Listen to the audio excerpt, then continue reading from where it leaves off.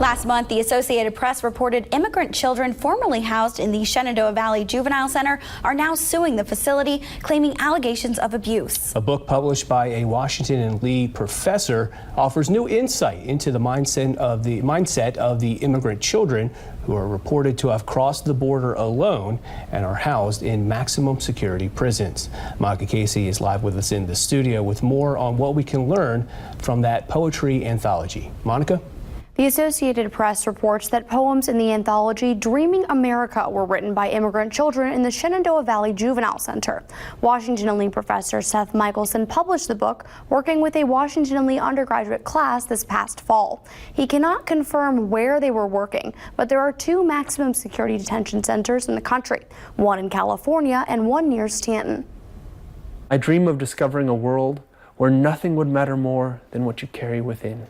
Dreaming America is a collection of poems written by immigrant children in a maximum security prison. They're all from one institution where I have been volunteering to lead poetry workshops. The book is a window into the minds of incarcerated children. Sueño con ser el presidente de mi país. There are a lot of poems about sadness, loneliness, isolation, self-harm. Why?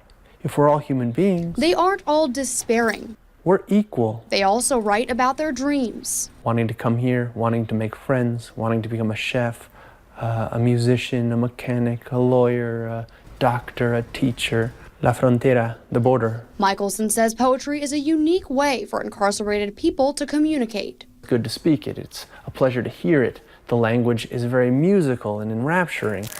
Some of the children were illiterate. They were capable of tremendous trust and generosity of spirit and compassion and humor. Michelson says since these children are here in our care, it's our responsibility to nurture them. Helping them to reclaim that sometimes dampened or darkened space in their imagination of joy and love and kindness, compassion.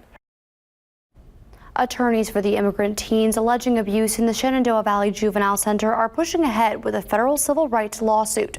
The book's publishing company, Settlement House, donates all proceeds from book sales to a legal fund for detained immigrant children, allowing them to write their way to freedom.